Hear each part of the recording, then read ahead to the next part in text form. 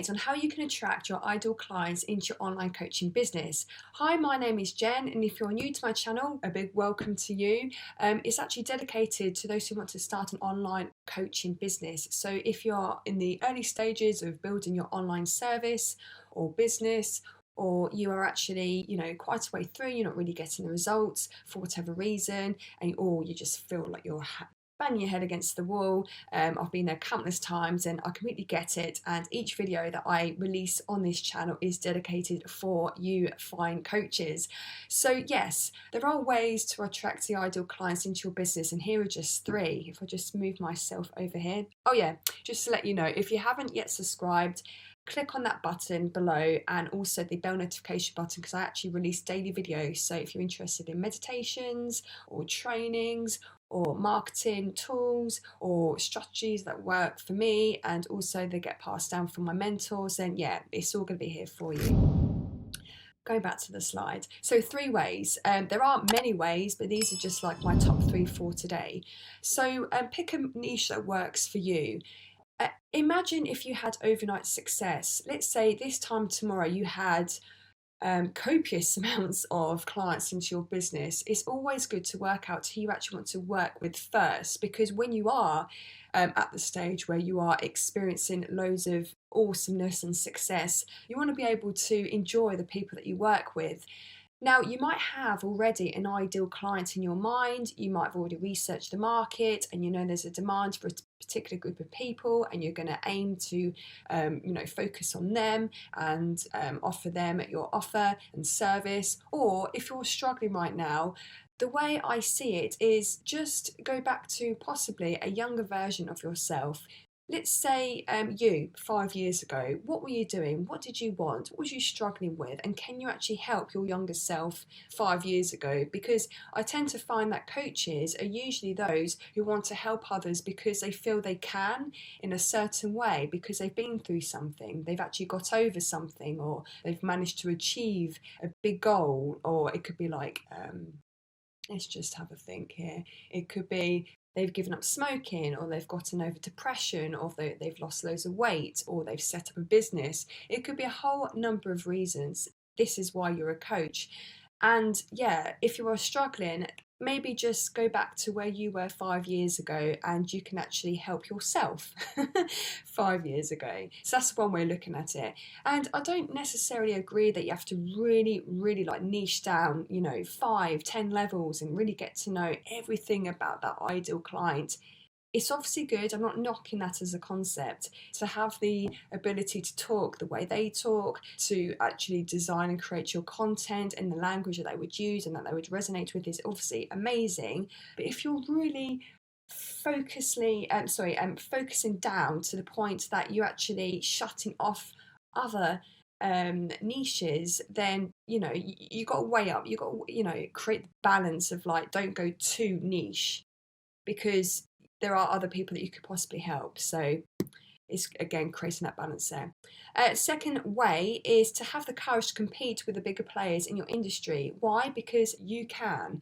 Now, what do I mean by this? If you're early doors with your online coaching business, that's cool. What you would need to be doing right now is probably offering beta versions of your program. So that's the process of actually inviting people into your program, your coaching program, for a nominal fee.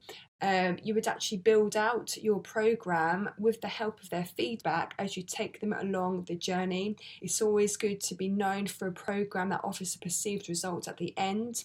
And then in that process of offering beta testers into your program, you can then really tweak and create an absolute amazing program.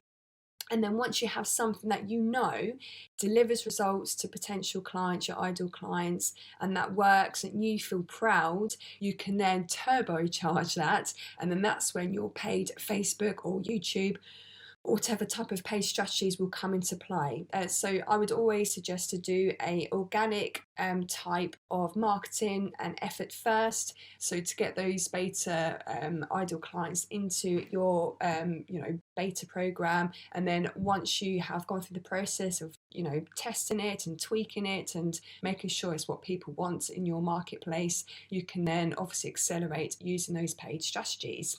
So that's the second way. And the third way, just to make 3 points in this video, is there's absolutely no need for you to reinvent the wheel. Now, you can obviously be different with what you're offering because you are you. There's no one else like you out there in this big wide world. So people are naturally going to be gravitating towards you because they like you for certain reasons. And there are going to be other people that may not like you for whatever their reasons are. However, I wouldn't go off and try and build something from scratch. Success leaves clues, and I always suggest to my clients that you would actually model your top 3 people in your industry that you like for whatever your reasons are, and make sure I've got this in other videos, but let me know if you're struggling right now with this, because it's all in the preparation really and all in the research. But make sure that who you're modeling has the results that you want. So make sure you try and test out their landing pages, make sure they have enough visitors, make sure they have a high retention rate, make sure they actually are making the money that you want to make in your online coaching business. And once you've obviously gathered all the research in the research stage, just model what works, because obviously they've actually gone through the process. They're a few steps ahead of you. They've actually used their own marketing spends to test out adverts that work, and you just basically model success. But again, you will always have a USP, because the USP will always be you. You will have your own personality, you will have your own set of experiences, you will have your own story, your own background, and that's how you are unique. However, you can always compete with the big players. They're only big because they've gone through the testing stages and they've actually put money behind what actually works and accelerates.